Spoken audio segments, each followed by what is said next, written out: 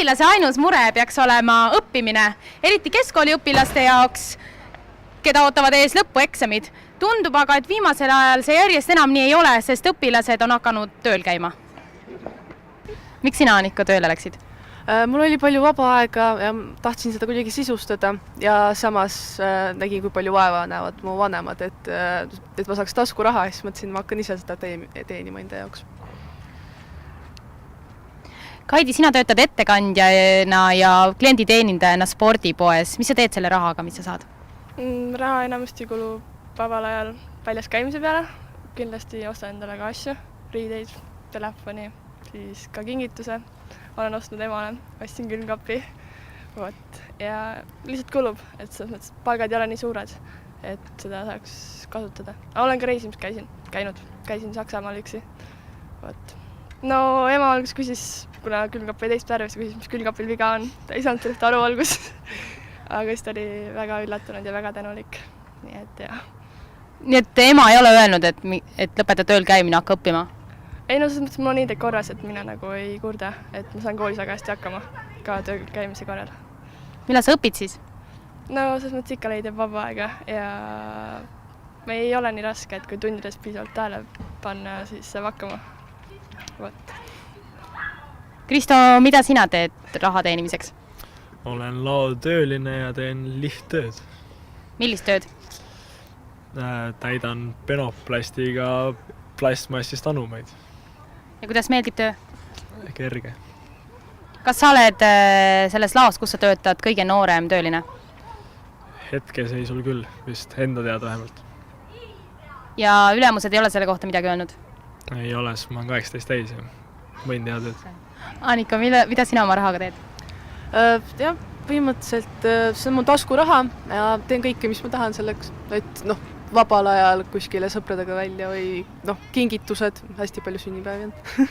ja ma tegelen käsitööga hästi palju, siis ma pean kõik need vajalikud asjad, mis seal on päris kallid, et ostan ka siis enda raha eest. Ja sellepärast läksidki tööle, et taskuraha teenida omale, sest et vanemad piisavalt ei andnud? Ei, tahtsin, tegelikult võimalik. Tahtsin teada, kui raske on tegelikult raha teenida. Vanemad kogu aeg ütlesid, et me teeme sinu jaoks nii palju.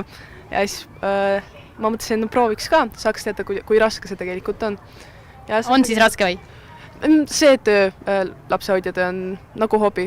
Et ma ei pea seal üldse pingutama ja lihtsalt, mulle meeldib lastega olla, nii et see pole minu jaoks üldse raske. Mida sa ülikooli õppima lähed? Ma ei tea veel. Mõtlemisaega on veel, ei kujuta ette. Võimalusi on väga palju.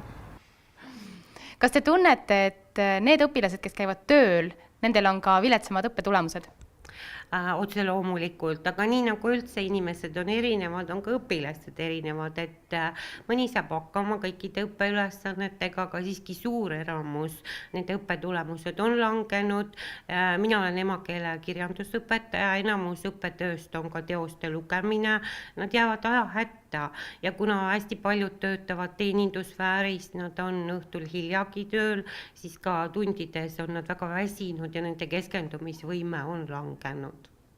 Te olete Tallinnas olnud õpetaja 32 aastat. Millal selline tööl käimise trend peale hakkas? No on alati olnud tegelikult, aga alati on olnud üksikuid, aga viimase 3 ja 2 aasta jooksul on hästi hüppeliselt tõusnud tööl käivate õpilaste arv päevakoolis. Kas te olete ka midagi teinud selle probleemi lahendamiseks, et õpilased käivad tööl? No ainus, mida õpetaja saab ette võtta, on vestlus lapsevanemaga ja alati ja enamikel juhtudel loomulikult vanemad ikkagi toetavad oma lapse valikud ja mis kool saab teha, meil ei ole õigust küsida perekonna majanduslikke sissetulekute näitajaid ja kui pere on otsustanud, eks me püüame ikka kompromissi leida, et õnneks enamus lapsi ikkagi püüab oma kooliasjad ka korras hoida ja on võimalik alati individuaalne lähenemine, aga siiski vana õpetajana on minu seisukoht, et päevakoolis peaks olema esiplaanil ikka koolis käimine.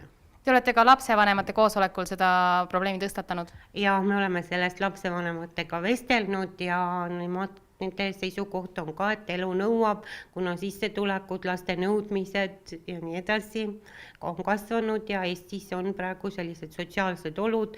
Paljudes peredes on ka vanemad kaotanud töö või sissetulekud on väikese võitu ja sealt need valikud tulevad. Aitäh!